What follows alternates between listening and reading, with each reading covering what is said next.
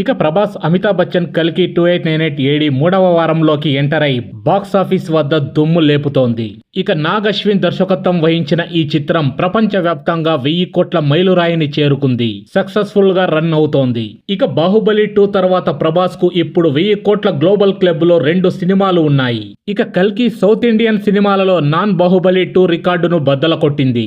ఇక ఈ సినిమా ఇప్పటి వరకు తెలుగు రాష్ట్రాల్లో సంచలనం సృష్టించగా హిందీ ఇతర భాషలలో కూడా ఘన విజయాన్ని అందుకుంది.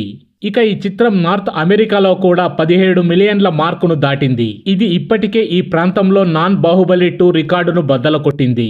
ఇక కల్కి movie UK, Australia, New Zealand, Germany, Canada కొన్ని ఇతర దేశాలలో కూడా మంచి కలెక్షన్లు వసూలు చేసింది. ఇక మొత్తానికైతే మరోసారి 1000 కోట్ల మార్కుని తన ఖాతాలో వేసుకున్నాడు rebel star Prabhas. So friends, ఇలాంటి ఇంట్రెస్టింగ్ టాపిక్స్ కోసం మా ఛానల్ని సబ్స్క్రైబ్ చేసుకోండి. అలాగే పక్కనే ఉన్న బెల్ బటన్ని యాక్టివేట్ చేసుకోండి. Thanks for watching.